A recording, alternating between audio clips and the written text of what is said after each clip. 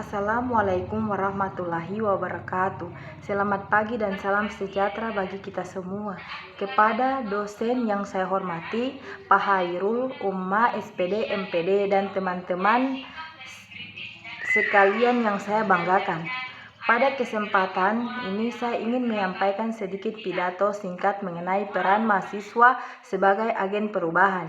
Mahasiswa mempunyai tugas yang lebih mulia jika dibandingkan dengan siswa yang hanya berkewajiban mengejar indeks pemahaman individu dan nilai tinggi.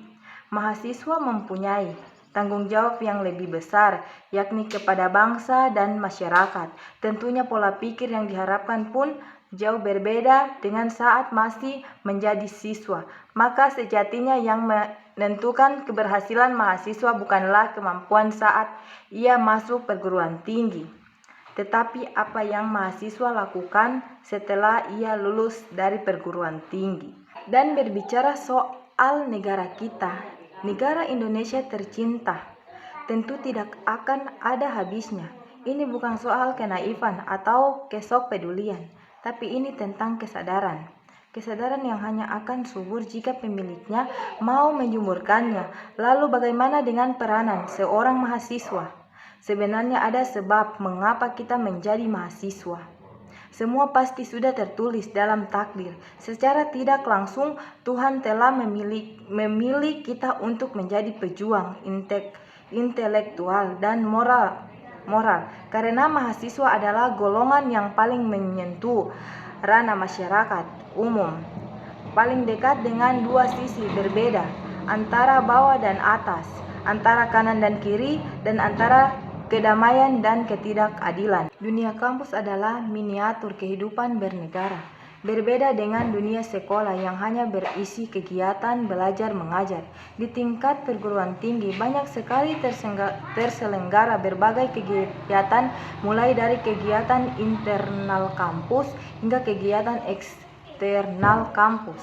Maka dari itu, sebaiknya jika kawan-kawan tertarik mengikuti pilihan dengan bijak kegiatan yang kawan-kawan anggap sesuai dan tidak mengganggu kegiatan perkuliahan. Karena perlu diingat kawan-kawan, tugas utama mahasiswa adalah kuliah yang merupakan amanah dari orang tua kita. Sebagai pejuang intelektual dan moral, sangat jelas apa tugas kita dan apa misi kita seharusnya, di mana kemudian tugas itulah yang menjadi kontribusi kita terhadap bangsa. Tugas yang pertama adalah sebagai pejuang intelektual, mahasiswa belajar untuk mengejar ketertinggalan, menambah pengalaman, mencari 1000 alasan untuk berpikir lebih ke depan, mencari jawaban dan setiap permasalahan, dan kemudian memberi solusi untuk penyelesaian sebagai pembuka jalan. Tidak perlu memikirkan betapa sulitnya itu karena di mana ada kemauan pasti ada jalan. Sebagai pemuda yang cenderung mempunyai sikap lebih kritis dan ideologis, sudah seharusnya ada pergerakan moral. Di dalam pergerakan pembelajaran kita, moral bukan hanya kita harus berkata jujur, berperilaku yang baik dan lain-lain, tapi bagaimana kita menyikapi sesuatu yang benar-benar kita harus peduli atau memiliki arti lebih dibandingkan hal lain yang tentunya kita harus berkorban dengan mengambil resiko. Dan yang terpenting, kita yakin bahwa tidak ada perbuatan baik yang sia-sia. Sebagai kalangan yang paling dekat dengan masyarakat, sudah pasti kita memiliki peran membawa pesan moral bagi masyarakat. Begitu juga kepada pemerintah sebagai mahasiswa yang kritis. Kita juga mesti membawa pesan moral sebagai pejuang moral.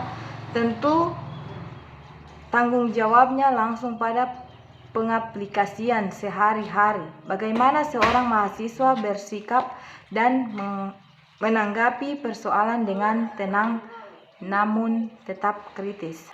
Dalam perjalanannya, mahasiswa seharusnya mampu berpikir dengan berbagai sudut pandang, melihat suatu hal dari sisi yang berbeda.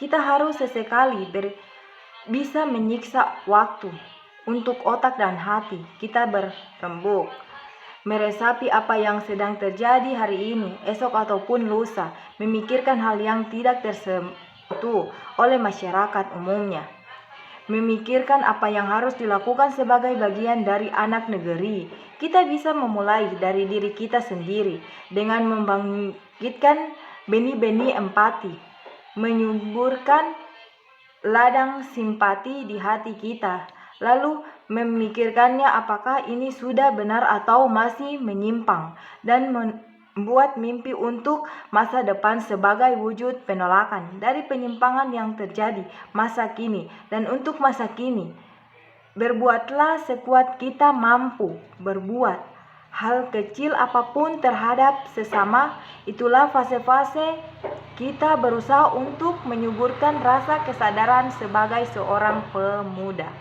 Sebelum mengakhiri pidato ini, saya ingin mengatakan kepada kita semua untuk merenungkan peranan kita sebagai mahasiswa yang harusnya kita sadari. Tidak perlu melangkah terlalu jauh untuk mengabdi kepada masyarakat. Cukup di ruang lingkup kita terlebih dahulu, dan saya yakin ribuan mahasiswa di perguruan tinggi yang ada di Indonesia tentunya memiliki ciri khas yang berbeda-beda pula dalam membangun negara kesatuan Republik Indonesia ke depan. Jangan pernah tanya apa yang telah negara berikan kepada kita, tetapi apa yang telah kita berikan kepada negara. Demikianlah hadiri sekali lagi pidato singkat dari saya. Mohon maaf atas segala kekurangannya. Semoga apa yang saya sampaikan dapat bermanfaat bagi kita semua. Assalamualaikum warahmatullahi wabarakatuh.